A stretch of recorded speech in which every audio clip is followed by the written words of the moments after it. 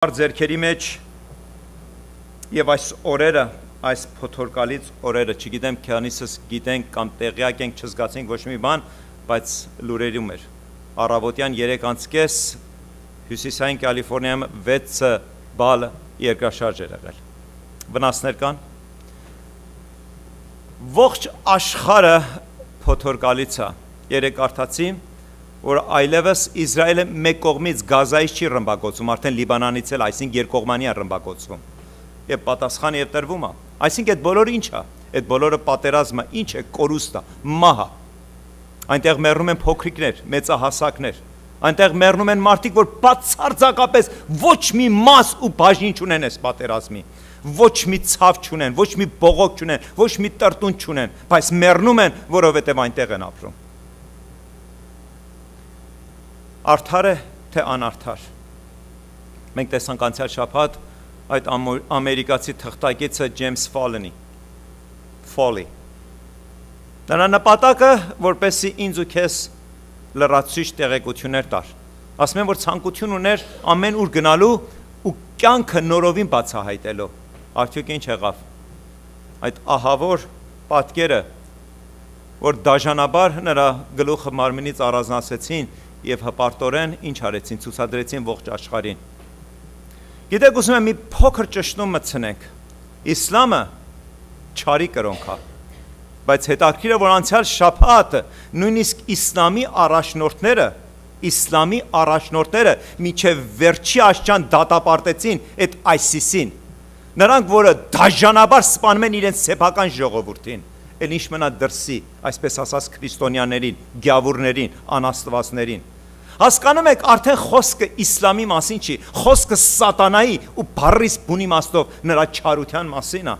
Նա գազազել է, նա կատաղել է, ու այս բոլորի մասին ես ու դու գիտենք։ Աստծո խոսքը այս բոլորը ինձ ու քեզի հիշեցրել է, տեղեկացրել է, որ չար օրեր կան, դժվարին օրեր կգան։ Կգան օրեր պատերազմի, կորուստի, մահվան։ Եվ այդ օրերը ես ու դու տեսնում ենք, ականատես ենք լինում։ Արդեն հասկանում ես, խոսքը կրոնի մասին չի։ Խոսքը նրան մասին չի, որ ես քեզ չեմ սիրում ու դու էլ ինձ չես սիրում, որովհետև մենք ինչ որ վարդապետական տարբերություններ ունենք։ Խոսքը սատանայի մասին է, նրա դաժանության, որ ոչինչ չի կանգ առնի։ Նրա միակ նպատակը ինչ է, որպեսզի պատերազմներ ընդարձակվի եւ ամեն ուր ինչ լինի մահ տարած։ Եվ այս բոլորը բնականաբար ինչ անում, ազդում է ինձ ու քո վրա, որ ապրում ենք խաղաղ ու այսպես ասած պաշտպանված Ամերիկայում։ Չնայած վերջին ժամանակներս անդադար խոսում են այն մասին, եթե այդ զազրելիների, այդ ISIS կոչվածների արչևը կանգ չառնեն, ինչ որ հարցերը չլուծեն այնտեղ, նրանք մուտք կգործեն, որովհետև նրանք արդեն բազում մարդիկ ունեն, որտեղից եւ Եվրոպայից եւ Ամերիկայից իրենց կողքին պատերազմող։ Նրանք այս երկրի քաղաքացիներն են, սրանք Եվրոպայի քաղաքացիներն են, ու սրանք շատ հեշտ կարող են վերադառնալ եւ ստեղծել մեծ քաոս ու շփոթություն նաեւ այս ապահով Ամերիկայում։ Այնպես որ այսօր ես ու դու ապահովություն ունենք, վաղը չգիտեմ, Տերը գիտի։ Ուստի ում ունես վստահելու։ Տիրոջը։ Քաղաքական գործիչները փորձում են իրենց լավագույնը, ոչ պատրաստում եմ նրանց քարե շպրտել, ոչ պատրաստում եմ նրանց ձեռքերը բարձրացնել, որտեղ ամեն ուր ճիշտ եւ սխալ որոշումներ կա, բայց մեկին եմ վստահում, որ նրա որոշումը սկզբից մինչև վերջ, այն օրը որ որոշում եղավ, որ իր կյանքը տնի, եւ այն օրը որ կանչեց ու հրավիրեց ու ողջ աշխարհի փրկության համար իր կյանքը դրեց։ Նա երբեք չսխալվեց ու երբեք նա չի սխալվում։ Նա երբեք չի զգացմունքների տրվում, որովհետև նա մարդ չի, այլ Աստված է։ Նա առաջնորդ չի, նա ընտրված նախագահ չի, նա թագավոր չի, որ սերունդ է սերունդ պետք է թագավորի։ Նա Տեր ու թագավորած թագավոր է։ Նա իր գահի վրա նստած է։ Երբեք չսափորվենք, չխալվենք եւ չմտածենք, որ այս բոլորը ինչ պիտի բերի ինձ ու քեզ կորուստ ու պարտություն։ Բայց բնականաբար, որովհետև ես ու դու եւս միս ու արյուն ենք, մարդ ենք, զգացում ենք, ինքն ըստինքյան իմ ու քո կյանքում ինչ է լինում։ Լինում է պահեր, մտածումներ, խորհում ես, տխրում ես, ներսդ խաղաղությունը կորցվում է, մի տեսակ սկսում ես կասկածների մեջ ընկնել, ասում ես ինչու, ինչպես, երբ, որտեղ, ինչի համար, եւ երբ է լինելու, որ ամեն բան լավ լինի, ճիշտ լինի։ Ուզում եմ մի հատված կարդանք, որպեսզի ես ու դու մի անգամ եւս համոզվենք, որ այդ անխաղաղ պայմանները ոչ միայն 21-րդ դարի յուրովի պայմաններն են, այլ ամենուր մարդկային պատմությունը այն օրը, որ Աստված կատարյալ ստեղծեց Ադամին ու Եվային։ Ինչու եմ ասում կատարյալ, որովհետև մենք կարդում ենք, որ այդ կատարելության ստեղծագործությունը, որ Ադամը ու Եվային ամեն օր Աստծո հետ հանդիպում էին, կատարյալ մարդը կարող է, իսկ նրանք մարդիկ չէին։ Նրանք Աստծո ձեռքից ստեղծած էին։ Աստված իր մասն էր դրել, հավիտենականություն էր դրել նրանց մեջ։ Ես կարծում եմ, որ նրանք այլ էին, մինչ Գեթսեմանի պարտեզում էին եւ այլ դարձան, երբ որ նրանք դուրս հանվեցին Գերեզմանի պատերազմին։ Նրանք երբ որ Գեթսեմանի պարտեզից դուրս եկան, ինձ ու քեզ նման եղան։ Դառան մահկանացուներ, դառան մեղավորներ, հպարտներ, ամբարտավաններ, դառան Աստծոց հրաժարվածներ, բայց երբ որ Գեթսեմանի պարտեզում էին, նրանք ասմամերկ էին ու իրենց մերկությունը իրենց հայտնի չէր։ Նրանք կատարյալ էին, որտեղ Աստված իրենց կատարյալ էր ստեղծել։ Էնպես որ չարությունը ու մեղքը տարածվեց, եւ այսօր այդ բոլոր դառը պտուղները առնում ենք ես ու դու, որովհետեւ ցանել ենք դարեր շարունակ։ Ամեն ուր, ամեն ժամանակ, ամեն պայմաններում, անկախ նրանից, թե դու հոգևոր ես, թե ոչ հոգևոր, ուզում եմ ես ու դու համոզվենք, որ նեղություններ ու ցավեր եղել է ու նեղություններ ու ցավեր կլինի։ Միայն թե ամեն մարդ յուրովի անտրում լուծում այդ նեղությունների ցավերի մեջ։ Եվ այսօր եկել ենք, որ Աստծո խոսքից առնենք Աստծո խոսքի շնորհքով, թե ինչ լուծում ունի Աստված, ինչ պատասխան ունի, ինչ ճանապարհ, ինչ առաջնորդություն իմ եւ քեզ համար։ Ուզում եմ քեզ հետ միասին բացանենք 2 Corinthians, 2 Կորինթացիս գիրքը 12-րդ գլուխը ունթերցենք 6-ից 10 համարները։ 2 Corinthians chapter 12 verse 6 to 10 Պողոս առաքյալը ինձ ու քեզ ամենասիրասուն, ամենասիրելի, ամենահոգևոր, ամենատրված, ամենուր վազող, ամենուր տանջված եղբայրը, երբ որ նեղությունները ինչ է անում, իր մեջ բողոք է բարձրացնում։ Բայց զարմանալի ձևով մինչև 6-րդ համարի անցնելը հիշեցնում է մեկ մարդու մասին, որը միանշանակորեն ինքն է, որը Տերը շնորհք արեց ու նրան երրորդ երկինք բարձրացրեց ու նա դրախտավայր մտավ ու տեսավ հափշտակված, տեսավ Աստծո հրաշքի երկնքում։ Այդ մարդը, որ Աստծո հրաշքն էր տեսել երկնքում, երկրի վրա ցավ ուներ, նեղություն, տառապանք ուներ, հոգս ուներ, եւ դրա համար ասում է ինչ արեց, ուզում եմ միասին ընթերցենք, ուզում եմ բացանենք 12-րդ գլուխը եւ 6-րդ համարից, այդ նույն մարդը, որ առաջի 6 համարներում նկարագրում է, թե ինչպես Աստված նրան հափշտակություն տվեց, եւ նա դրախտավայրը տեսավ, Աստծո փառքը տեսավ, Աստծո հրաշքները տեսավ, այդուհանդերձ մարմնի մեջ նա չծածկեց իր բողոք ու իր տրտունջը, այլ Տիրոջ առջև բերեց։ Այսօրվա մեր խոսքի նյութը թողեք ընթերցենք, հետո վերլուծենք, որովհետև եթե կամենամ էլ պարծենալ, անմիջ չեմ լինի, որ ճշմարիտ եմ ասում, բայց խնայում եմ, որ միգուցե մեկին ինձ համար ավելի բան համարե, քան թե այն, որ ինձանում տեսնում է կամ ինձանում լսում է։ Այսինքն այն ամեն ինչ, որ ես ձեզ պատմեցի այդ հրաշափառության, այդ հափշտակության մասին, հանկարծ ինձի հպարտություն չլինի, որովհետև արդեն բազում ինչ ունեմ, նեղությունը, դժվարությունն եմ։ Այսինքն հպարտությունը պատճառ չդառնա, որ ես Աստծո փառքից ու նրա շնորհքից պակասեմ։ Պողոս առաքյալը, որ դրախտն էր տեսել ու Աստծոց հափշտակվել էր, այդ նույն Պողոս առաքյալը վախենում էր ինչից, հպարտությունից։ Ասում էր մարդիկ ինձ շատ չհամարեմ, ինչ որ եմ, նա իրապես էր, որ էր, բայց այդուհանդերձ նա ինչ էր անում։ Նա զգուշանում էր, որ հանկարծ մարդկանց ծափահարության, մարդկանց մեծարանքների մեջ չառնի, գլխապտուտի մեջ ընկնի ու ինչ լինի, ու պակասի ու հեռանա ու ընկնի ու տկարանա։ Եվ 7-րդ համարում ասում է, եւ որ հայտնությունների առավելությամբ չհպարտանամ, մարմնիս համար խայթ տրվեցավ ինձ սատանայի հրեշտակ, որ ինձ բռունցքով ծեծե, որ չգոռոզանամ։ Պողոս առաքյալը բացատրում է, որ խայթ ունեցավ։ Բնագիր թարգմանության մեջ այդ խայթը թարգմանվում է ինչպես մի հատ գործիք, որ հին ժամանակ այդ բանտարկյալներին տանջելու համար անընդհատ քչփորել են նրանց մարմնի վրա, այսինքն անընդհատ ցավ են պատճառել մարմնի, այդպիսի ցավ է նկարագրում Պողոս առաքյալը իր սեփական մարմնի մեջ, ասում այդ խայթը կար, այդ բռունցքի հարվածը ումից, սատանայի հրեշտակից, բայց մեկ բան չմոռանանք, որ ամեն բան երկնքում ու երկրի վրա դա կկատարվեր Պողոսի հետ, թե մի քիչ հետո կծանոթանանք Հոբի հետ, ամեն բան Աստծո կամքի մեջ էր։ Աստծո կամքից դուրս ոչինչ չի լինում, ոչ երկնքում ու ոչ էլ երկրի վրա։ Եվ զարմանալի բանը նրանում է, որ Աստծո կամքի մեջ զարմանալի բաներ են լինում նաև Աստծուն հավատացողների կյանքով։ Այսօր ուզում ենք դա վերլուծենք, ուզում ենք հասկանանք ու մեր ճշմարտությունը ամուր բռնենք, որովհետև աշխարհը մեկ ուրիշ բան է ուզում ինձ ու քեզ բացատրի, մեկ ուրիշ բան նկարագրի, մեկ ուրիշ բան առնի մեզնից, որը Տիրոջից չի,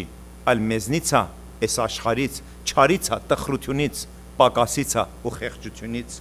Սրա համար 3 անգամ աղաչեցի Տիրոջը, որ նրան հեռացնե ինձանից։ Պողոս առաքյալի համար ցավ էր, այդ ցավը մարմնավոր էր, թե շրջապատում էր։ Մի քիչ հետո կտեսնենք նաև նման դեպքեր։ Բայց ցավ էր, իրեն տանջում էր, իրեն ցավ էր պատճառում, իրեն մտահոգում էր եւ ցավը, գիտեք ինչ, սիրելիներս, չիր ու չամիս չի, որ մտածես, Տեր մի քիչ էլ ինձ տուր, մի քիչ էլ ես խոնարհվեմ։ Ցավը ցավ է։ Այն ցավը,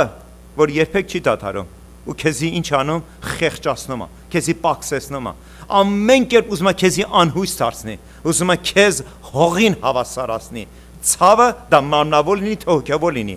Դա լինի քո սեփական մարմնից, թե քո ընտանիքից, թե եկեղեցուց, թե աշխարհից, թե գործի վայրից, թե ընկերներից, թե բարեկամությունից։ Ցավը ցավ է։ Երբ որ ցավ կա, այդ ժամանակ ինչ է ալում մեր մեջ։ Մեր մեջ հարցում, բողոք, տրտունջ։ Այդ ժամանակ Պողոս առաքյալը մեզ սովորացնում է, որ այդ հարցումը, բողոքը, տրտունջը ամենաճիշտը, ամենակարևորը, որ աղոթքով Տիրոջ առջև բերես։ Եվ այդպես էլ Պողոս առաքյալը արեց։ Ասում է 3 անգամ այդ ցավի համար ես Տիրոջը հարցում հարցեցի, որ Տեր հեռացրու, որովհետև ինձից ցավացնում է, ինձի պակսեցնում է, ինձի տկարացնում է։ Եվ Տեր ինչ ասեց։ Եվ նա ինձ ասեց, Տերը ասեց. բավական է քեզ իմ շնորհքը, որովհետև իմ զորությունը տկարության մեջ է կատարվում։ Արդ ավելի հոժարությամբ իմ տկարություններով կպարծենամ, որ Քրիստոսի զորությունը բնակվե ինձանում։ Ինչ ես ենք վերաբերվում ես ու դու մեր կյանքի անձնական եւ շրջապատի հոգևոր թե մարմնավոր տկարությունների հետ։ Պողոս առաքյալը չծածկեց, չթացրեց, սուտ մարդկային այդ հոգևոր խաղերը չխաղաց։ Տիրոջ առջև եկավ ու ասեց. Տեր, սա ինձի ցավացնում է, սա ինձի տանջում է, սա ինձի տկարացնում է, պակսեցնում է։ Խնդրում եմ քեզանից, եւ ոչ թե մի անգամ, այլ 3 անգամ շարունակ խնդրելով խնդրեց։ Եվ Տեր ասեց. ես եմ թույլ տվել եւ այդպես էլ մնալու է քո կյանքիդ մեջ։ Եվ այստեղ հարցը մնում է սրանում, Տիրոջ կամքը լինի երկնքում, ինչպես էլ երկրի վրա։ Եվ Պողոս առաքյալ ասեց. թող որ իմ տկարությունների, իմ ցավերի մեջ Քրիստոսի սերը ու նրա աստվածությունը փառավորվի։ Մեզանից ամեն մեկս չէ, որ կարող ենք Պողոս առաքյալ լինենք, բայց մեզանից ամեն մեկս կարող ենք հոգևոր լինենք։ Մեզանից ամեն մեկս կարող ենք քայլ առնենք ու Տիրոջ շնորհքը խնդրել, նրա առաջնորդությունը։ Երկու ընկեր էին, մեկը մահամերձ մահճում, կանչեց ընկերոջ, ասեց. Բիլ, ասեց ինչա, ասեց մեռնում եմ։ Եվ մեռնելուց առաջ մի խնդրանք ունեմ քեզանից։ Բիլ ասեց մեռի, ինչ որ ուզես կանեմ, չէ, կատակեմ աս։ Ասեց ինչ ես ուզում, որ ես անեմ։ Մեկ այդպես կա, չէ։ Մեկ կա, որ չարությունը այնքան է մեր մեջ աճում ու շատանում, որ մենք չհասկանալով ու չըմբռնելով ու չգիտակցելով ինչպես ենք թողնում, որ դառնությունը այնքան մեր մեջ բարձրանա, որ ժամանակ առ ժամանակ թեկուզ ակնթարթի պահի, երկվայրկյանի թե վայրկյանի, ժամի թե մեկ օրվա հետ կապված ուզում ենք սրա ու նրա ինչը մահը։ Դա ահավոր է, դա ցավ է, դա տխուր է, դա տրտունջ է, դա բողոք է։ Եվ Տերը չի ուզում, որ ես ու դու նման իրավիճակում հայտնվենք։ Ուրեմն չափ պետք է զգուշանանք ու անչափ պետք է զգոն լինենք, որպեսզի թողնենք ու Պողոս առաքյալին նման ասենք, սա ցավացնում է ինձի, Տեր հեռացու, սա ինձի տխրեցնում է, սա ինձի պակսեցնում է, իջեցնում է, որպեսզի այդ դառնության պտուղների պատասխանը Տիրոջ շնորհքը լինի, ինչպես Պողոս առաքյալ ասեց, թող իմ տկարության մեջ Քրիստոսի զորությունը ու փառքը բացահայտվի իմ կյանքում։ Վերադառնալով մեր օրինակին ասեց, ինչ ես ուզում, որ ես քեզ անեմ, ասավ, երբ որ մեռնեմ, ինձի վառիր։ Այսօր ես վերջերս նման օրինակներ մենք շատ ենք տեսնում, նման սովորություններ։ Ինչն է պատճառը այսօրվա մեր նյութը չի, որովհետև եղել են հարցումներ ինձ ճիշտ է, հոգևորը է, որ մեռնելուց հետո թույլ տանք, որ մեր մարմինը վառվի։ Սա ուրիշ մեկ նյութ է, աղոթում եմ դրա համար եւ երբ որ Աստվածանից Աստծո խոսքից պատասխանը ստանամ, մի օր այդ մասին խոսենք։ Բայց այդ մարդը Բիլին ասեց, իր ընկերոջ ասեց, վառիր ինձի։ Բիլ ասեց, շատ բարի, կանեմ էդի, բայց ինձ ասա, վառելուց հետո այդ մոխիրը, այդ աշը, ինչ ես ուզում անեմ։ Միտեղ պահեմ, ասեց չէ։ Ուզում եմ, որ վերցնես մի փոստատարկ envelope, լցնես այդ մոխիրը, փակես, ուղարկես IRS։ Ասեց ինչի համար։ Ասեց ու մեծ գրես, now you have everything։ Բողոք կար այդ մարդու մեջ, բիզնեսմեն էր, ամբողջ կյանքում տառապել էր, բորբոքվել էր, տխրել էր, ցավացել էր, թե ինչու պետք է այսքան քրտինքով վաստակեմ, ու այսքան մասի ես ուղարկեմ այս IRS-ի։ Այդպես էլ այդ հարցում իր մեջ չէր լուծվի։ Հարցումներ կա մեր կյանքում, որ չի լուծվում, ու դրա դառնության պտուղը ես ու դու ենք առնում։ Ասեց ուղարկիր նրանց, թող իմ ամեն ինչ ունենան, թե չէ կյանքս կերան։ Սա ընդամենը օրինակ է, օրինակ, որ մենք կարող ենք մեր դառնություն ու ցավը մեզ հետ գերեզման տանելու, իսկ Քրիստոս դա չի ուզում։ Այլ ուզում է, որ այդ բոլորը թողնենք իր ոտքերի տակ, որովհետև եթե մեզ հետ տարանք, դրանց համար ես ու դու պատասխան չունենք երկնքում։ Դրա համար ես ու դու երկնքում ամոթով ենք մնալու։ Ու չենք ունենալ այդ համարձակությունը նրա աչքերի մեջ նայելու ու նրա շնորհքը գովերքելու։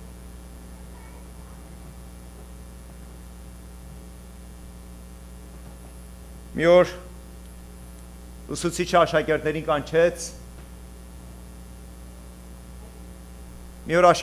կանչեց ու ասեց, ուզում եմ ձեզ համար մի օրինակ պատմեմ,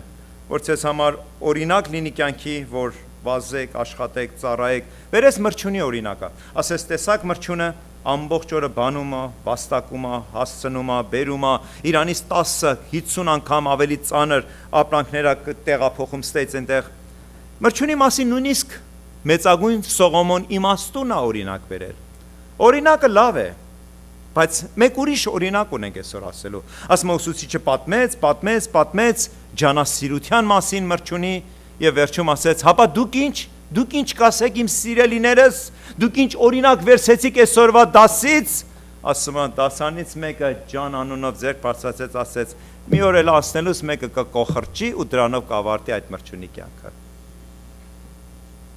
Մեկ սովորություն ենք ասում ենք, լսել ենք, մենք չենք ասում Փառտիրոջը։ Մեզ համար բացվել է մեր մեղավոր լինելը, բայց լսել ենք ու բազում անգամներ ենք լսել, ես սուրբ մարդ եմ, դիմացին ասում, նույնիսկ մրջյունի վրա չեմ կոխրճել։ Մրջյունի վրա կարաս կոխրճես, մեղջ է, ես համոզված կարամ ասեմ։ Միտումնավոր, թե անմիտ։ Գիտեք, այս օրինակը ինչի մասին է խոսում, որ ծույլ լինել լավ բան չի,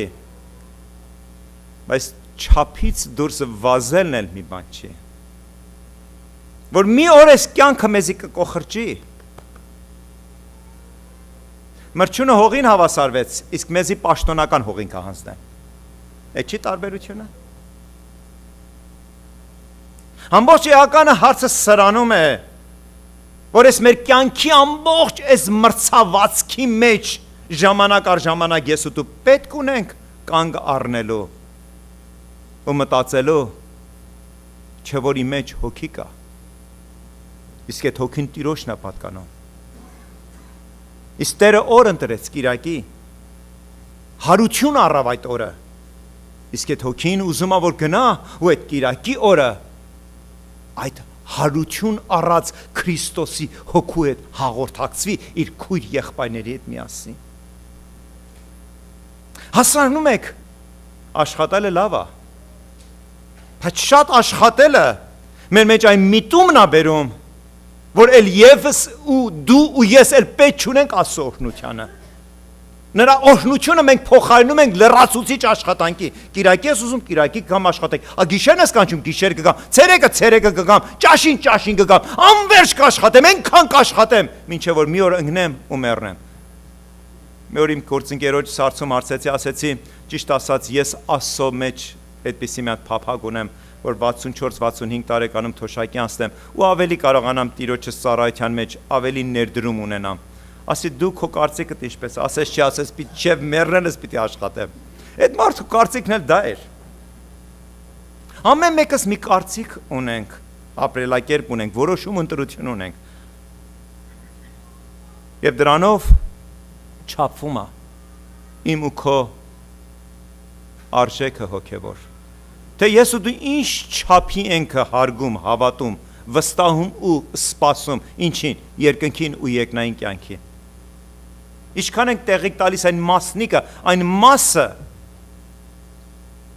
որ կոչվում է հոգի, Աստծո առած մասը, Աստծո բաժինը, հավիտենականը, որ չի թաղվում, այլ մնում է, որպեսզի երկինք բարձրանա։ Խոսեցինք տխրությանը ցավի մասին։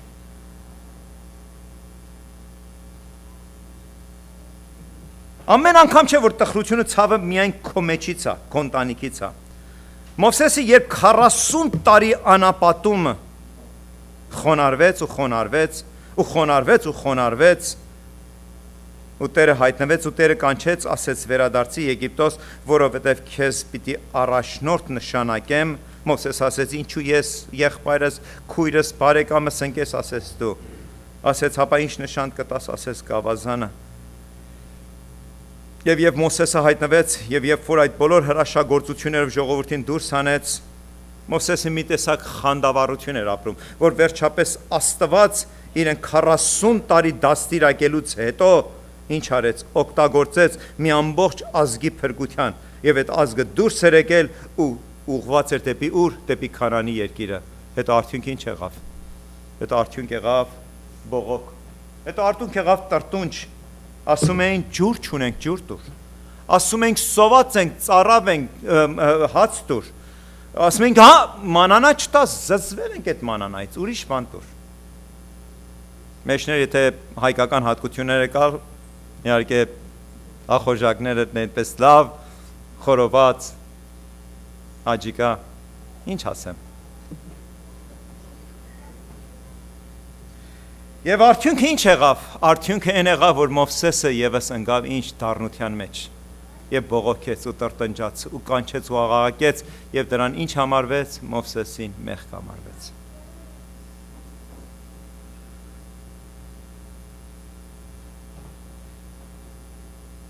Հոբի մասին են կարդում։ Առաջի գլխում նկարագրում է, որ նա ամեն ինչ ուներ, ամեն փառքի էր հասել։ Բոլորը քաղաքում, գյուղում, ավանում, շրջանում, ուր որ գնում էր, քայլում էր, բոլորը խոնարհում են, բոլորը ոտքի էին կանգնում համարը։ Նրա հարստությանը չափ ու սահման չկար, ու հանկարծ ընդամենը օրերի ընթացքում մի օրվա ընթացքում գնաց ու էլ ոչինչ չմնաց։ Մնաց մի քանի ընկերներ բողոքավոր, որ ամեն կերպ ուզում էին ինչ անեին, այդ եղածն էլ, որ մնացել էր Հոբը, այդ էլ հողին հավասարացնեին։ Եվ Հոբը առնելով այդ բոլոր տխրություն ու տրտունջը հետևյալ աղաղակեց։ Գիտեք, աղաղակելը լավ է, պահելը տխուր է։ Պահելը մի օր դառնության պտուղ կբերի, մի օր ցավ կբերի։ Այսօրվա մեր ամբողջ նյութը դրանում է, որ ինչպես ես ու դու վերաբերում ենք մեր տխրությունների, ցավերի, մեր նեղությունների, հոգսերի, մեր անորոշությունների, մեր կասկածների, չպատասխանված հարցումների։ Մտածենք մի օր լավ կլինի, թողնենք այդպես մնա։ Աստված ու Աստծո խոսքում ու բազում օրինակները միանշանակորեն ինձ ու քեզի ասում են, եթե դու ու ես հավատում ենք ու պաշտում ենք մի կենթանի ու իրական Աստծո, որին հայր ենք կոչում, որտեղ ամեն օր մեր տերունական աղոթն ենք անում, ասում ենք հայր մեր, որ երկնքնում ես, այդ հայրը սպասում ունի մեզանից, որ ոչ թե մեր ցավերն ու տխրությունները ծածկենք ու դերասանություն անենք, այլ բերենք ու նրա ոտքերի առջև բերենք տրտումով, բերենք փողոքով, բերենք աղաղակով ու լացով, բերենք կանչով, բայց բերենք, չթողնենք, որովհետև մնաց կթաթվի ու թարնության հոտքը փչի, տխրության, կորուստի, դրա համար երկնային հայրը, սիրող հայրը, սպասում ունի ինձնից ու քեզանից, որ ես ու դու իր նկատմամբ այդ պարզ ու հստակ վստահություն ունենանք, որ այն ամեն ինչը, որ մեր մեջ հարցում է, չպահենք մեր մեջ, այլ նրա առջև բերենք։ Հարցում արսենք ինչպես Պողոսը հարցրեց, որովհետև եթե մնաց, կորուստ կլինի, տակարություն։ Եվ Հոբը հետաքրքիրը 3-րդ գլխի մեջ ասում է ինչու համար ծնողս արգանդում, ինչու համար ծնողիս արգանդումը չմեռա, որովայնից ելած չվախճանվեցա, տառնություն կա այս մարդու խոսքերի մեջ, ցավ կա այս մարդու խոսքերի մեջ, տխրություն կա այս մարդու խոսքերի մեջ, մեկ ուրիշ տեղ ասում է ոչ խաղաղություն ունեմ, ոչ հանգստություն և ոչ էլ հանդարտություն և վրդովմունքն է եկել ու պատել իմ հոգին։ Ծածկում էր, դեր էր խաղում, այդ ընկերների մոտ փորձում էր հոգևոր ձևանալ։ Ում համար ենք ապրում ես աշխարհում, Տիրոջ թե մարդկանց համար։ Եթե Տիրոջը,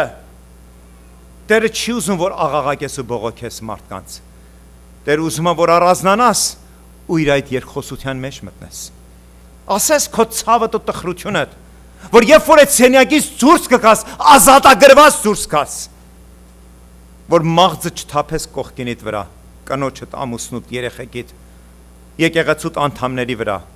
մաղձը չթափես գործընկերոջդ վրա, հարևանիդ վրա, դրսից անցնող մի հատ խեղճ ու տկարի, չգտնես մեկին, որ մեղավոր է ու տասնապատիկ իրեն ավելի մեղավոր դարձնես, իրեն հողին հավասարացնես, այլ կարողանաս նայես արդարության աշկերով ես աշխարհին, մարդկանց ու քո շրջապատին, քո հարազատներին, քո ընտանիքի անդամներին ու քո եկեղեցու քույր ու եղբայրներին։ Եվ դրա միակ լուծումը սա է, որ ես ու դու կարողանանք մեր բողոքը ոչ թե ծածկենք ու դերասանություն անենք, ոչ թե մեր բողոքը վերլուծենք, այլ մեր բողոքը Տիրոջ ոտքերի տակ բերենք։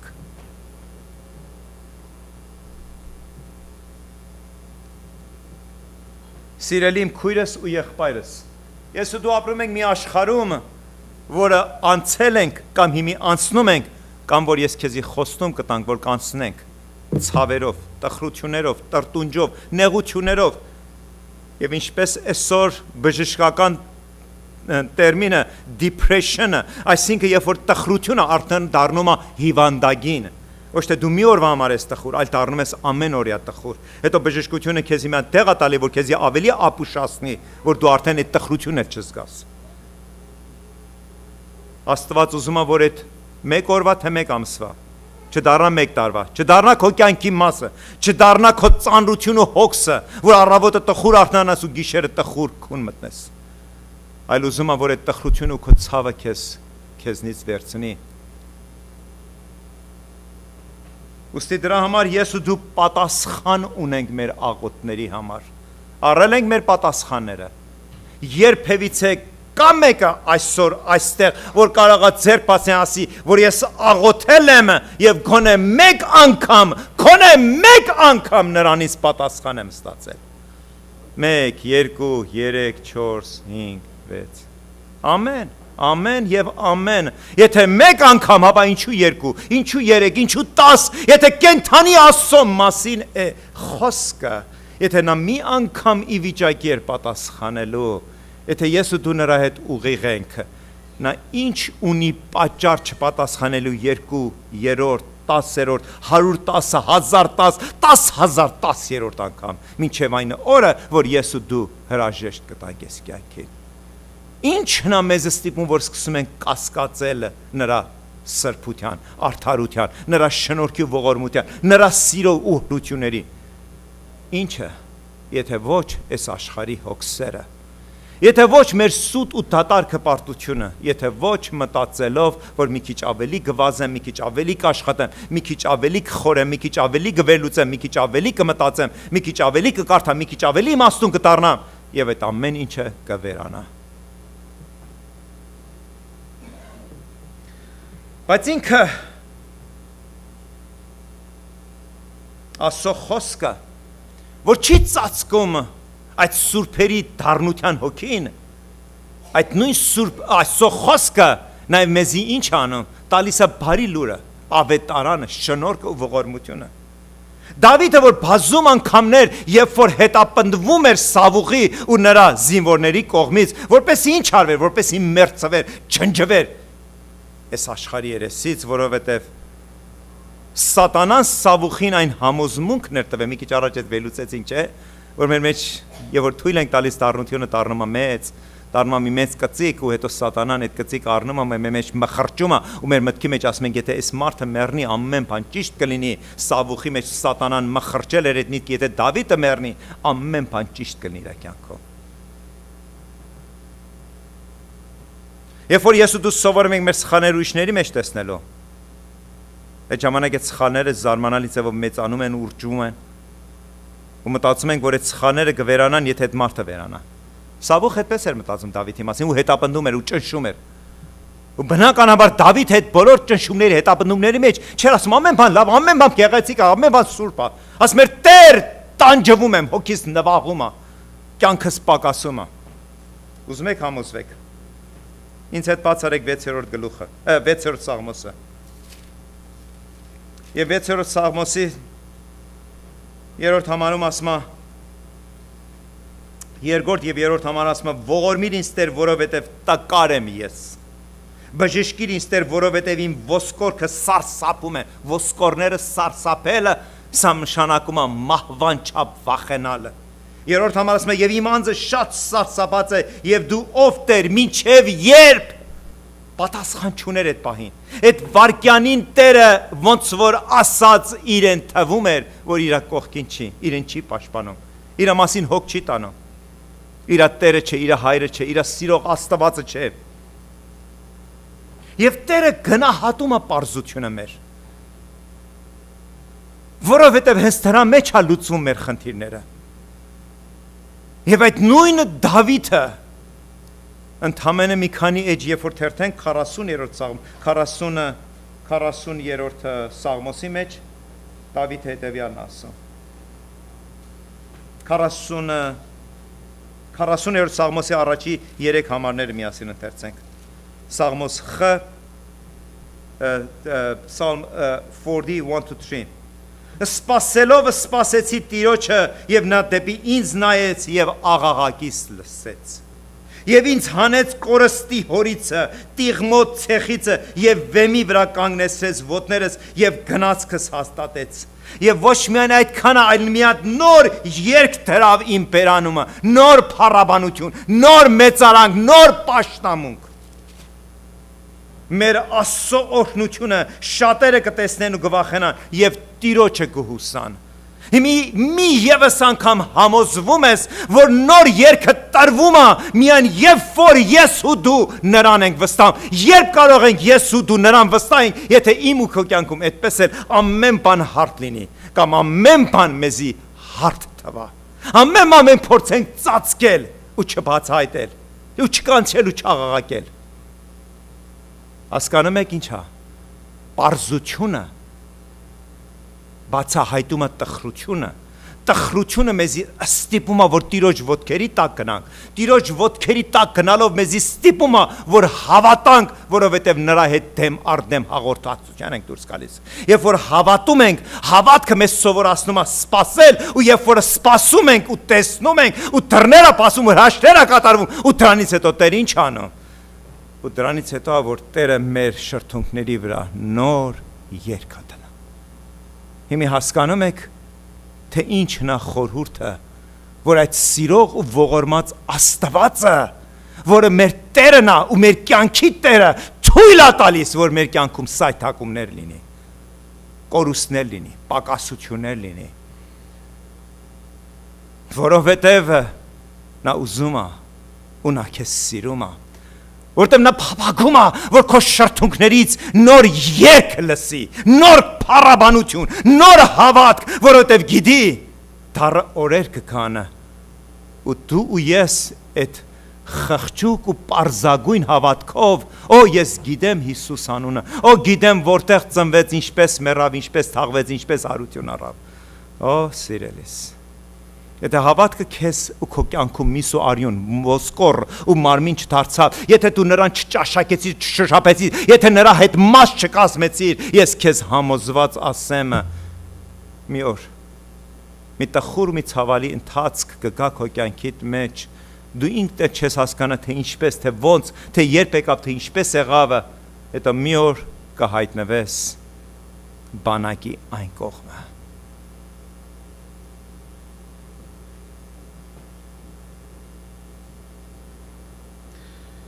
Մենք գիտենք Հոբը,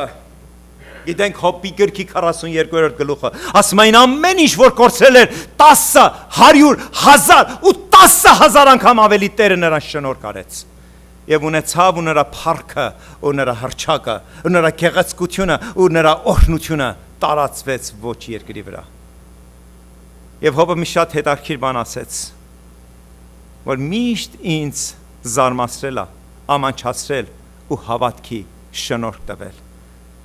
Քո մասին լսել էի, իսկ հիմա իմ աչքերով տեսնում եմ քեզ։ Քո մասին լսել էի, իսկ հիմա իմ աչքերով տեսնում եմ քեզ։ Տերը ուզում է, որ այդ նեղությունների մեջ ես ու դու դերասանություն չանենք, այլ բերենք, որովհետև Տիրոջ մեծագույն նպատակը ոչ թե որ ես ու դու լսենք նրա մասին, ինչպես այսօր աշխարհի 99.9%-ը լսում է նրա մասին, այլ Տերը ուզում է որ ես ու դու տեսնենք նրան, շոշափենք, առնենք նրան ու նրա հետ մաս կազմենք։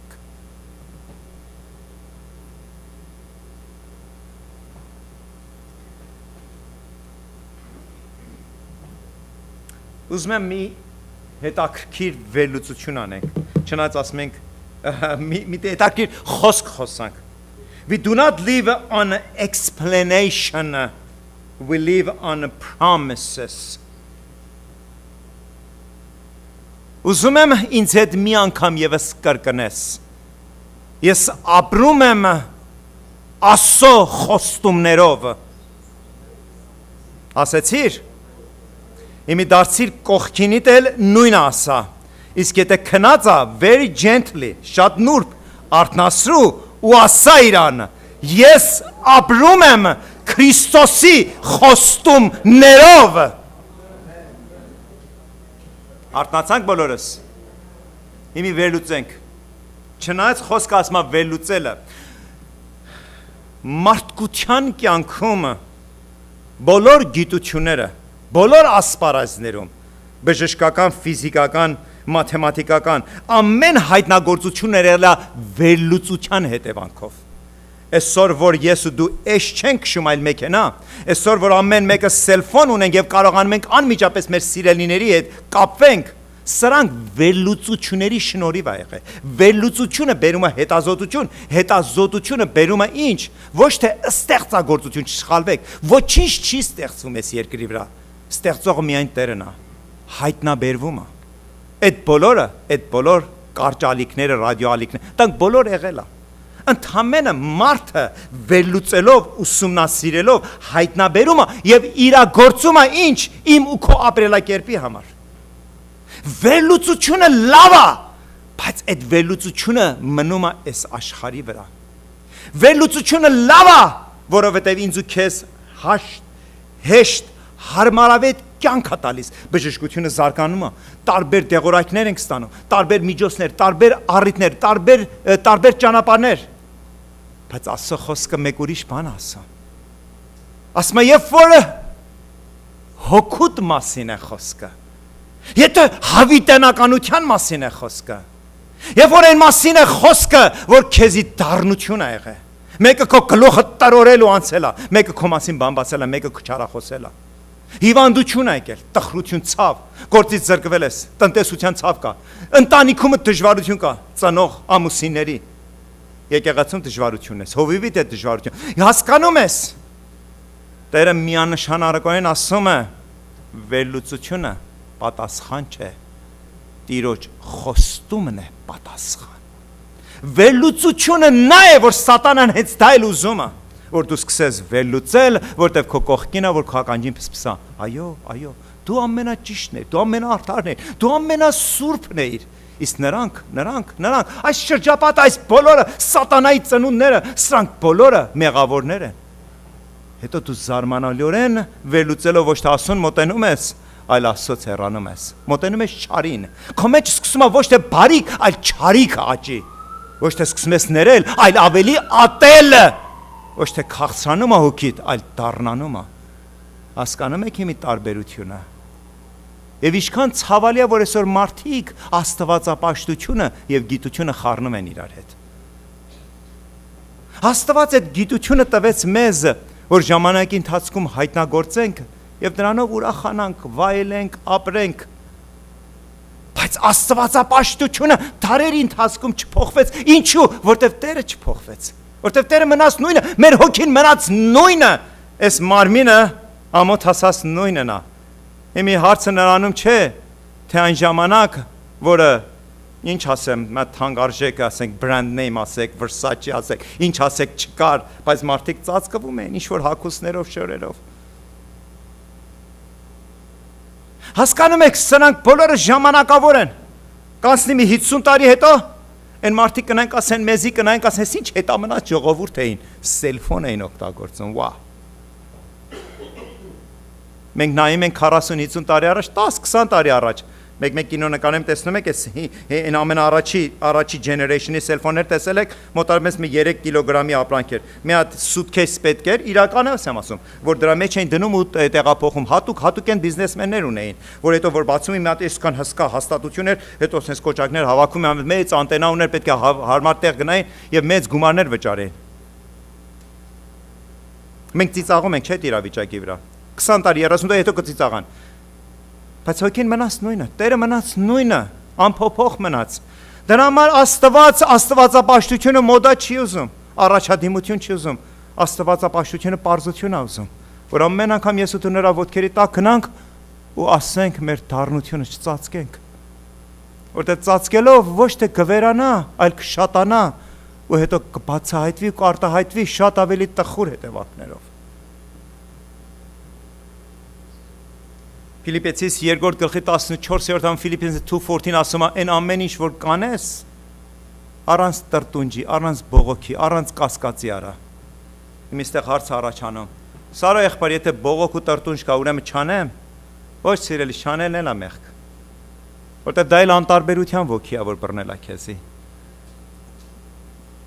Ուրեմն դու ես չես կարող արդարացնել, որովհետև իմ մեջ ինչ որ ամեն բան ճշտված է, ուրեմն չանեմ։ Չանելը միանշանակ խոսում է քո տկարության մասին։ Իսկ կարող եմ անեմ ու բողոքեմ։ Դա էլ մեկ ուրիշ տկարության մասին է խոսում, որ մենք տեսանք, ականատես եղանք, որ անում էին մարդիկ ու բողոքում էին։ Ու երբ որ իրենց հարցում հարցեցիր, ինչի ես անում ու բողոքում, մի պահ հանգիստ առ, հետո այլ կերպ հասկացվեց։ Տեր ուզում է, որ սկսենք փշրանքներից։ Եվ այդ փշրանքները կարողանանք անել ուրախությունով։ Անենք Տիրոջ համար եւ ոչ թե մարդու։ Հավատանք Տիրոջը եւ ոչ թե մարդուն։ Հանգանով շատ գեղեցիկ անչվում։ Complain only makes bitter, not better. Բողոքը միայն քո հոգին դառնացնում է, չի լավացնում, չի առողջացնում, հիշիր դա։ Երբ որ բողոքում ես, առաջի բանը որ անում ես ինքդ քեզ ես վնասում։ Հետո մարդը մտածում է, 57 տարեկան էր, սիրտը ճեղքված տվեց ու մեռավ։ Երբ որ ծնունդ ենք առնում, հատուկեն դեպքերում, երբ որ այդ սիրտը կամ այդ մարմինը տարբեր դժվարություններով, պակասություններով, բայց սովորաբար յուրաքանչյուրս մարմին ունենք, որ եթե այդ մարմնի մասին ես ու դու հոգ չտարեցինք, այդ մարմինն էլ մեր մասին հոգ չի տանի։ Այդ մարմինը մի օր մեզնից կհրաժարվի, այսինքն իր մահկանացուն կգրվի։ Կասի որ հոգնել եմ քեզնից, ուզում եմ գնամ, հասկանում եք։ Երբ որ դու բողոքում ես, բողոքդ լսում աշխարհում, բայց նաև բողոքդ լսում է քեզ։ Այդ բողոքդ մնում է քո մեջ, եւ ոչ թե քո կյանքդ սարքում է, այլ ինչ անում, ավելի դառնագին դարձնում։ Ուզում եմ մի հատ հատված կարդանք, որպեսզի մի անգամ եւս համոզվենք, որ բողոքը միգուցե այսօր տեսնում ես, չէ, ոչինչ չի լինում, բողոքեմ։ Առաջի Կորինթացիս 10:10 հետևյալն ասում Պողոս առաքյալը 1 Corinthians 10:10 1 Corinthians 10:10 ասում է դուրս եկան Եգիպտոսի ստրկությունից մտան անապատը ու շարժվում դեպի Քանանյաց ավետյաց երկիրը եւ ինչ արեցին եւ տրտնջանք էլ ինչպես նրանցից եւ տրտնջանք էլ այսինքն բողոք կար տրտունջ կար կասկած եւ տրտնջանք էլ ինչպես նրանցից էլ ոմանք տրտնջացին եւ սատակիչի ձեռովը կորան ընկան ու այդպես էլ ավետիսի երկիրը ոչ հասան ոչ էլ տեսան հասկանում եք ինչ անում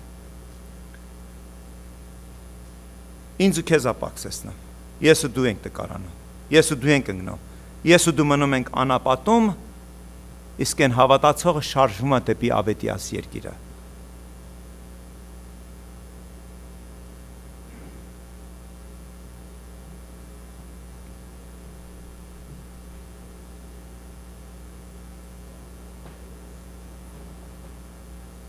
Ուզում եմ մի բան ասել քեզ, չեմ ուզում քեզի տրամադրել մարդկության նկատմամբ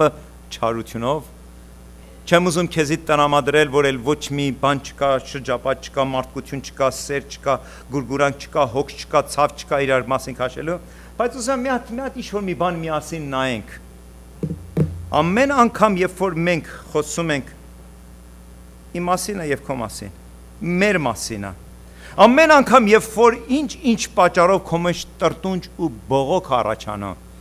ուզում եմ հիշեցնել ինձ եւ ուզում եմ հիշեցնել քեզ։ Նրանց մոտը որ սիրտդ բացում ես ու դատարկում, նրանցից մի մասը, որովհետեւ ինքը իր հերթին բազում հոգսերով ու ցավերով ասնում, բացարձակապես հետաքրքիր չի քո հոգսերն ու ցավերը։ Իսկ մյուս մասն գիտեք ինչ է մտածում, լսում ու մտքում ասում է, աշկդ դուս, տենց էլ քեզ պետք էր։ Այդ չի մեր ուզածը։ Իհարկե ոչ։ Մեր ուզածը սեր է, գուրգուրանք։ Մեր ուզածը շնորհք է ու ողորմություն։ Ուրեմն ինչ մեր հոգսերը սխալ հասցեով ենք դատարկել, չէ՞։ Եղել է, չէ՞ տենց դեպքեր։ Մեկ ինչ-որ պատվեր է տվել եւ այդ պատվերը այդպես էլ չի ստացել, հետո պարզվել է մեկ ամիս հետո, որ այդ պատվերը մեկ ուրիշ տեղ են տարել։ Մեկ ուրիշ սխալ տեղ են դիլիվերի արել։ Երբ որ ես ու դու մեր հոգսերն ու ցավեր ու բողոքները տանում ենք սրա ու նրա մոտ, միշտ հիշիր։ Այդ դիմացին եւս հոգսեր ունի։ Եվ այդքան էլ հետաքրքիր, նա գլսի հարգանքից, սիրուց, պատվից, այո, գլուխը դմդմբասնի։ Բայց իրականության մեջ Իրան չի հետաքրում, որտեվ իրան հետաքրում է իր հոգսերը, իր ցավերը։ Որտեվ վերջի իր մեջ հարց առաջանում, բա իմ հոգսերս, բա ես ում պատմեմ, ես սրան պայս եկավ ինձի պատմեց, բա ես ում պատմեմ, ես գտնեմ մեկ ուրիշը նույն պատմություն է, շղթայական ռեակցիան չի։ Իսկ այն մյուսներն են, որ ինչ պատճառով հիշում է, որ մի օր միտեղ ինչ-որ առիթով դու ինչ-որ մի բան չես ասել, ինչպես որ ինքն էր ուզում ասածիներ, այնպես չես վերաբերվում, ինչպես որ դու վերաբերվեցիր, հետո ինչ անում այդ դառնությունը սկսում է արտահայտել, ասում է աշկտել դուս, տենց էլ քեզ պետք էր։ Գլուխը չէ, հալա քո ամբողջ եղածը պետք է տրորին վրայով տանցնեի։ Հասկանում ես։ Մեր փրկությունը մարդկությունից չի, մեր փրկությունը փրկիչ Հիսուս Քրիստոսից է։ Մեզ Աստված տվել է, որ մեկս մյուսի հետ կարողանանք ուրախության, օրհնության, հույսի խոսքեր խոսանք։ Իսկ դառնության բաժինը չենք կարող, որտեղ մեզանից ոչ մեկս չունենք այդ աստվածային հատկությունը, ու փառք Աստծո, որ չունենք։ Ընդամենը Աստված ուզում է, որ սովորացնի մեզ, ինձ բեր, ինձ արի, բեր քո հոգսը, ցավը, տխրությունը, տրտունջը, կասկածը, որովհետև ես կունեմ քեզ համար պատասխան, այդ կողքինդ քո նման ու քեզանից նույնիսկ ավելի տկար մի մարդ է։ Մենք մեր տրտունջներով ու բողոքներով մեկս մյուսին չենք բարձրացնում։ Գիտեմ ականջներ կան, մարդիկ կան, որը հետաքրքրասեր են, ընդամենը զուտ հետաքրքրասիրություն է, նա չունի այդ զորությունը, երկնքից չի տրված նրան կարողություն քո հոգսերի մասին հոգ տանելու, իսկ զուր քեզ մի թեթևացրու։ Մենք դառը ցավերով ենք սովորում այս բոլորը։ Ու ես անդադար աղոթում եմ, որ երանի իմ սխալներից ես սովորեմ ու մինչև կյանքիս վերջի օրը սովորեմ, որովհետև այս կյանքը Տերը տվեց ինձ սովորելու համար ու ճանաչելու ինձ ու ճանաչելու իրան։ Որտեվ առանց ինձ ճանաչելու ես Տիրոջը չեմ կարող ճանաչեմ, որտեվ ինչքանը Պողոս առաքյալ ասեց ես տկարանում եմ, այդքան Քրիստոսը զորանում է իմ մեջ։ Իսկ որպես ես տկարանամ, ոչ թե որ իմ ձեռքս պիտի կտրվի, այլ հոգևոր աշխարհում պիտի ես հասկանամ, որ առանց Քրիստոսի ես կորցված մարդ եմ։ Իսկ դա պիտի ինձի բացահայտվի, ոչ թե ես մտքով պիտի ականջներով լսեմ, այլ իմ էությունով պետք է եսի վերլուծեմ։ Պետք է միջև հոգուս խորքը հասկանամ, որ առանց նրա ես փրկություն չունեմ։ Ինչքան էլ որ բարեգործ եմ ու լավ եմ ու տեղյակ եմ ու իմաստուն եմ, 50 տարվա հոգևոր եմ։ Այդ չի։ Փրկությունը մեկն է, ճանապարհը մեկն է, ճշմարտությունը մեկն է, հավատքը մեկն է, շնորհքը մեկն է, եւ դա Քրիստոսն է ու միայն Քրիստոսը։ Եվ դա ու Տերը ուզում է, որ ամեն կերպ ինձ ու քեզ հասկացնի, ամեն կերպ բացատրի։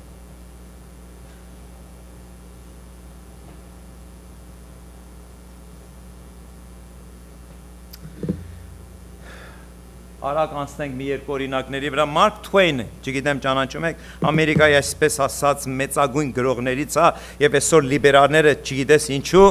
շատ են իրեն հիշում ու մեկնաբանում ու մեջբերում, որովհետեւ միանշանակ անաստված մարդ էր։ Բայց հետաքրքիր մի բան ասում է իր կենթանության օրոք, երբ որ նա շրջագայեց Եվրոպայով եւ առիթ ունեցավ շատ մեծամեծ քաղաքական գործիչների, նույնիսկ թագավորների հանդիպելու եւ վերադարձավ ու աղջիկ այդ բոլորի մասին գիտեր, աղջիկ այնպես չեն ինչպես Մարկ Թվեյնը հետեւյալ ասեց, հայրիկ ասեց, համարյա թե ամբողջ աշխարհին ճանաչում ես, մնացել է մենակ մեկին ճանաչես եւ էտել երկիր ու երկիրը ստեղծող Աստծուն։ Հասկանում եք։ Մեր մարդկային էության մեջ մի հատ հատուկ քաղց կա, մի հատ հատուկ սով կա, ովքեր են իշ ճանաչում, ես ու մերին եմ ճանաչում, հասկանում եք, մենք սենց այդ գլխապտույտի մեջ ենք, մեզ կիմանան, մեզ կճանաչեն, ինչպես անեմ, TV-ների վրա, այսպես թերթերի մասին կան, այդ մղձավանջը մեզ գիտեք ուր է տանում, մեզ Աստծո հեռացնում է։ Ամբողջ կյանքիդ մեջ միանշանակ մեկ մանահարցը, ճանաչեցիր նրան, ճանաչում ես նրան, ամուր պահիր նրան, որովհետև քո բոլոր ծանոթներդ, այն օրը, որ Աստծո առջև կանգնես, ոչինչ չի կարող անի քեզ համար, ոչինչ։ Մենակ մեկը, այդ բարեխոսը, հոր աջ կողմը նստածը, որ կարող է ասի այո եւ ամեն։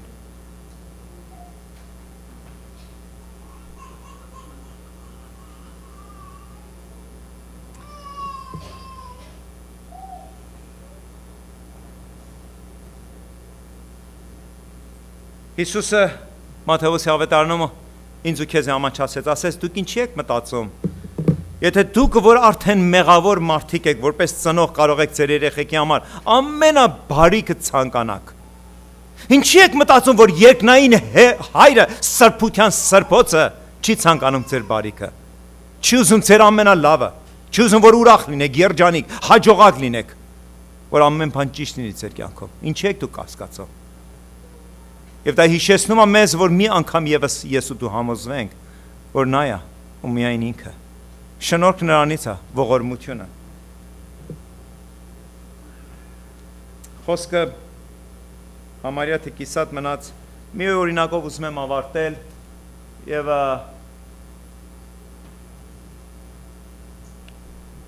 մի օր մի հովիվ եղբայր հոգնած, բեռնավորված, ասես գնամ ցկնորսությամբ, գնեց բոլոր հարմարանքները, գնաց, նստեց, գցեց, սպասեց, մի ամբողջ օր սպասեց ու մի հատիկ ձուկ չորսաց։ Փոր ու փոշման, տխուր ու տրտունջ, գլուխի կոր հետ էր վերադառնում։ Տեսավ մի հատ տարիք հարած մարդ նստած այնտեղ։ Այդպես գործիքները ճոխ չէր, ինչպես իրան էր, ինչպես մոդայիկ չէր, լավը չէր, թանկարժեք չէր, բայց արի տես, որ իր բասկետում լեցուն ձուկ կար։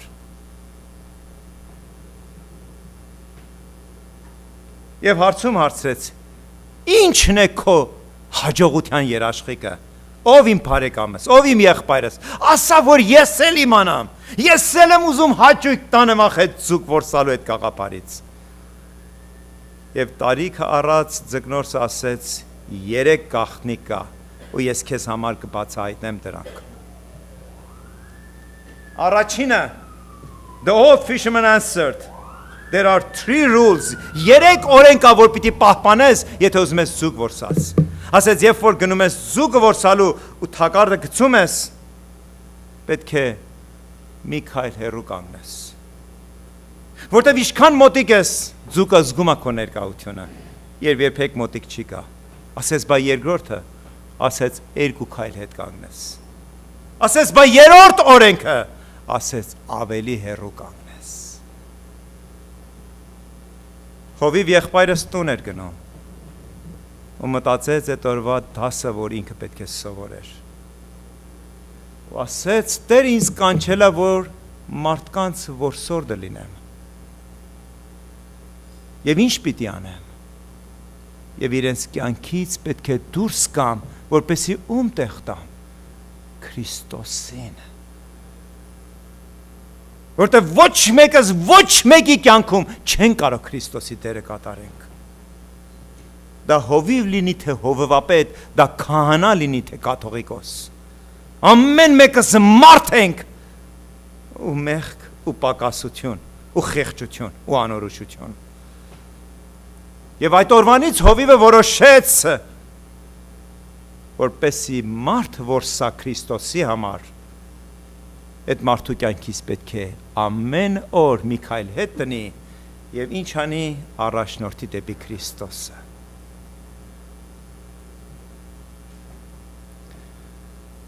Սիրելիս,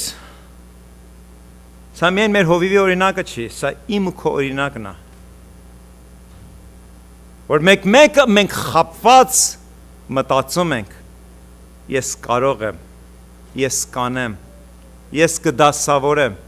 ես սրա հետ կխոսամ ու նրան կհամոզեմ, ես կաղոթեմ, ես փող կտամ, ես ողորմություն կանեմ, ես կդասավորեմ, կրկնեցի չէին կսիցի, արդեն պարապաշարս հատեց։ Այդ բոլորը սուտ է ու մարդկային զուտ խապկանք։ Այդ բոլորը թշնամին մեզի հրամցնում է, մեզի սուտ թևեր է տալիս թռնելու ու մեզի փոքրիկ աստվածներ է դարձնում մարդկանց կյանքի մեջ։ Եվ մենք լավ ենք զգում դրանից։ Իսկ Սաղմոս 2-ն ասում է, այդ բոլոր փոքր աստվածները ոչինչ աստված են։ Մի աստված կա երկնքում եւ այդ նույն աստվածը երկրի վրա։ Եվ բոլոր նրանք, որ նրան կճանաչեն, կճաշակեն, ու նրանք կհանդիպեն ու նրա հետ երկխոսության մեջ կմտնեն, նրանք կտեսնեն, թե ում են հավատացել եւ ում են ծառայում։ Քեզ կհանձնեմ այդ հրաշափառը, այդ միակ ճշմարիտ հորը, Որդու եւ Սուրբ ձեր հոգու ձեռքերի մեջ։ Այո եւ ամեն։